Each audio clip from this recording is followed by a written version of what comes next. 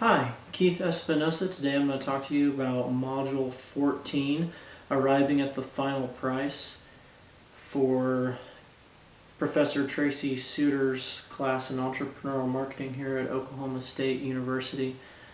Really what I'm going to talk about is some of my own experiences in driving product pricing for a project I've been working on, and whenever I think about that inside the constraints of our modules, which really come down to break-even analysis and supply and demand economic theory, the what, how, and why of the product really become important in determining where those pieces of the mix get set. So the what is my product?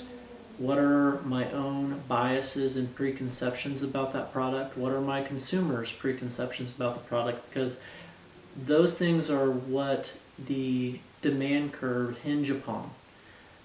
What is the product? Is the demand elastic? Is it inelastic? That really comes down to who your customer segment is.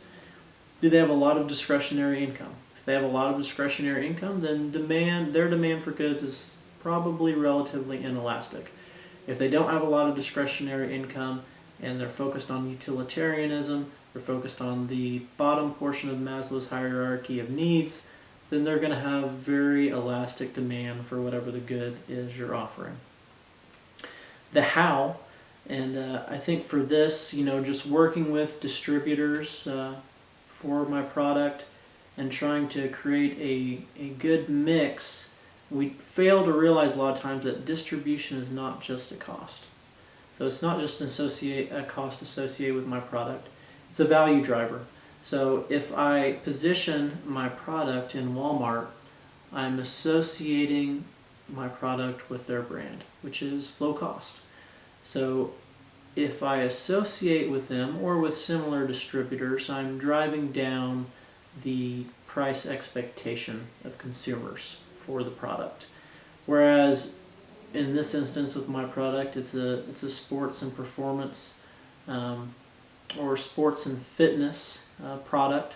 If you were to put that in GNC, which is really markets to a higher level or folks with a little bit more discretionary income, people that are looking for quality, you're going to drive that price up a little bit just because your distribution choices. So that's the how.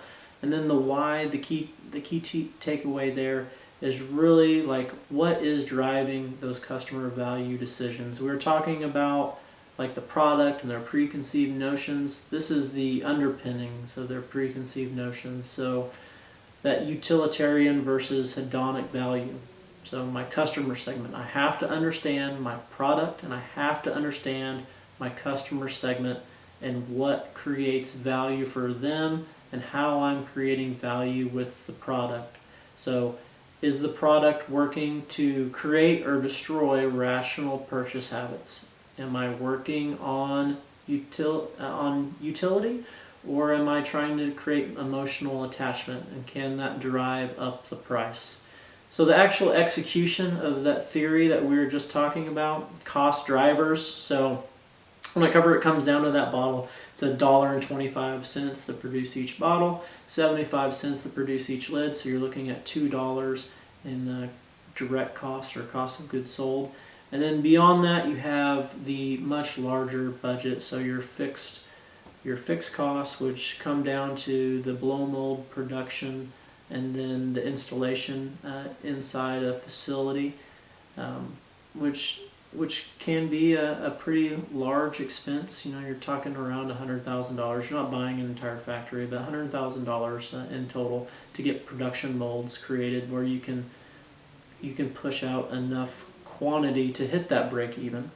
And then you have your marketing budget, you have sales commission, etc., that are going to drive that cost up. And ultimately what we have to do is we have to make sure that we at least hit that break even point, taking into account those fixed and variable costs that we were just discussing. So elastic versus inelastic supply. Inelastic supply doesn't really make a lot of sense for a startup. That really means that you have some huge economies of scale if you're willing to sell your product at almost any price. So you really have elastic supply. You're going to take a hit if those prices are changing drastically. So economies of scale, probably not quite there whenever it comes to the cost drivers. Now the value drivers, this is the other side of that, and we kind of talked about this to an extent earlier, was the utilitarian and hedonic value that's just intrinsic and extrinsic to your product, and how that is helping you with inelastic versus elastic demand. Really what this comes down to is customer sampling. So am I engaged with the customer? Am I talking to them in the correct manner to get pricing information? So if I go to a customer, and I've done this, I've interviewed a few hundred folks, and early on what I would say is I would show them a replica and I would say, how much would you pay for this? And the response was the market value that's expressed now. So that is their expectation, is that if they pay for a 32-ounce bottle now, $25, that they would pay for my bottle a very similar price. There's a problem with that in that sampling, because I'm allowing bias whenever we want to try to eliminate that bias beforehand. So because they haven't seen any of the posturing yet of the product, they haven't seen the marketing campaign, I don't have any influence over them yet. So whenever I ask that question, you need to set it up appropriately so that you get a value that is more in line with reality. Because by its very nature, the product is really, while not luxury in nature, does convey status. The folks that I've interviewed, they're always talking about how carrying a gallon jug is a status symbol to them. So if I were to ask someone who regularly purchases Gucci sunglasses, how much would you like to pay for a pair of Gucci sunglasses? They're probably going to say that they would like 40 to 50% off of the current price. But in reality, they consistently pay that much larger price, which is double that. So what I started doing is going and saying, hey, would you pay $60 for this? And then what I found is, instead of it going all the way down to $25, folks are saying they would pay $45 for the bottle. A big difference. So realize what are those pre-existing, conditions and those preconceptions out there in the market space about products and cost. That is really how you try to understand, is like, what value do they see in this? And also you have to remember, we do value what we pay for. If we're paying a very low price for something, typically we value it much less. And then my last thing, pricing for profit. I think the key takeaway with this is, are you achieving market disruption? Is it a story of the superior performer? Whenever you're doing that customer sampling that we're just talking about, if you miss your target, you're really going to set yourself up for where you lose out on a lot of profit and a lot of revenue. It's very difficult, even if you're bringing to market a superior product, it's very difficult to raise the price once you set it. That's not impossible, but it's difficult. It's much easier to have a surplus and have your supply curve be too far to the right on the graph, and then move it, too far on the left on the graph, and then move it to the right to reduce some of that surplus.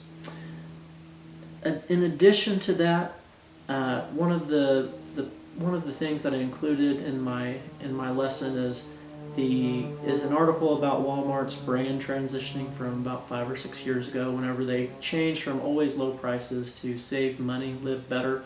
I think it's definitely an interesting one. It is a rebranding, but it was also an attempt to change their pricing structure and to attract a different customer segment that has a different demand curve, a more inelastic demand curve.